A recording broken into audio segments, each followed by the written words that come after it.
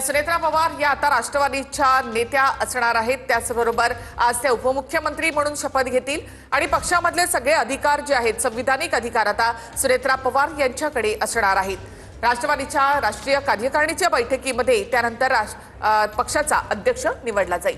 सुनेत्रा पवारांना पक्षनेता म्हणून सर्व संविधानिक अधिकार असणार आहेत। राष्ट्रवादीचे गटनेते निवड बैठकीमध्ये 2 ठराव या ठिकाणी मंजूर झालेत। पक्षनेतेपदी सुनेत्रा पवारांची निवड झालेली आहे। तर सुनेत्रा पवारांना पक्षनेता म्हणून सर्व संविधानिक अधिकार आता असणार आहेत। अधिक आपण माहिती घेऊयात आमचे प्रतिनिधी योगेश बोरसे यांच्याकडनं। योगेश,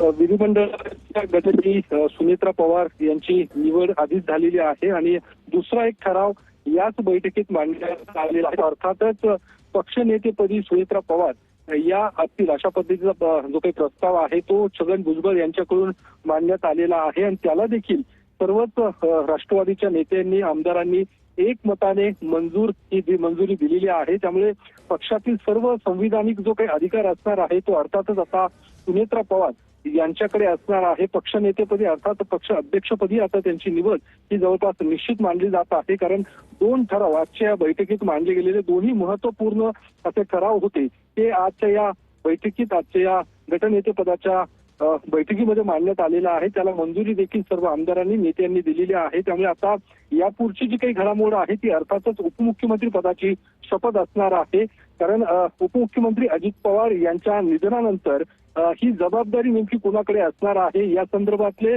तर्क वितर्क लावले जात होते।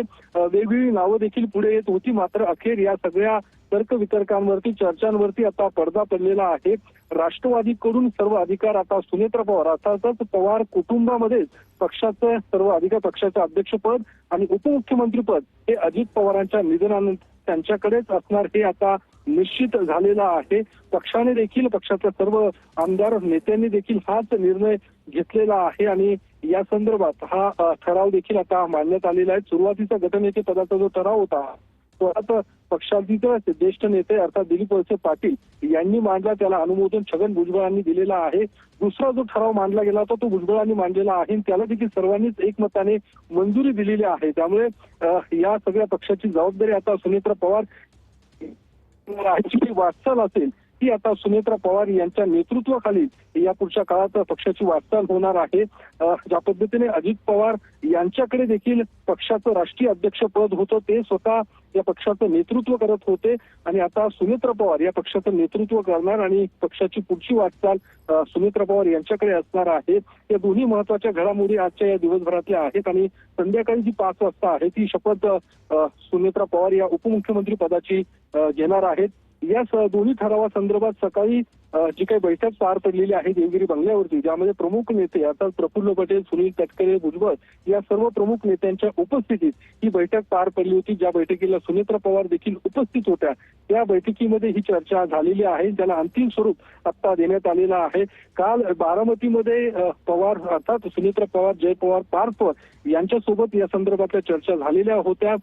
शिक्कामोर्तब जवळपास कालच झालेलं होतं या सगळ्या गोष्टींवरती, मात्र आज त्याला औपचारिकता अधिकृतपणे सगळ्या गोष्टी मंजूर करून घेण्यात आलेल्या आहेत आणि यापुढची वाटचाल आता पक्षाची नेमकी कशी असणार आहे हे आता स्पष्ट झालेलं आहे। कारण नेत्यांची देखील हीच मागणी होती की सुनेत्रा पवारांकडे पक्षाची जबाबदारी असावी। अर्थात निधनानंतर त्याच दिवशी पक्षातील नेते नरहरी झिरवळ यांनी देखील ही भूमिका मांडली होती की सुनेत्रा पवार यांच्याकडे पक्षाचं नेतृत्व, उपमुख्यमंत्रीपद या दोन्ही गोष्टी त्यांच्याचकडे असाव्यात अशा पद्धतीची मागणी त्यांनी देखील पक्षाकडे केली होती। इतर देखील अनेक नेत्यांनी या संदर्भातली आपापली भूमिका मांडली होती।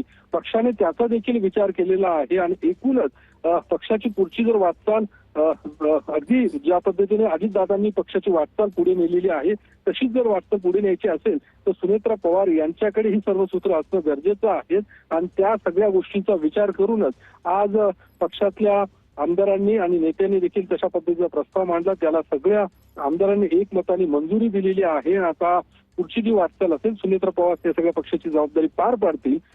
मात्र ज्या पद्धतीने शरद पवार किंवा या सगळ्या बाकी इतर नेत्यांनी पक्षातल्या विलिनीकरणासंदर्भात सातत्याने भूमिका मांडताना पाहायला मिळतात, त्यावर देखील आता सुनेत्रा पवार या पुढच्या काळामध्ये काय निर्णय घेणार हे देखील बघणं तितकंच महत्वाचं असणार आहे। कारण अजित पवारांनी दोन्ही पक्ष एक विलिनीकरणासंदर्भातली भूमिका सातत्याने मांडलेली होती. तशा पद्धतीचे प्रयत्न त्यांनी केल्याचे देखील राष्ट्रवादीतल्या नेत्यांचं म्हणणं आहे.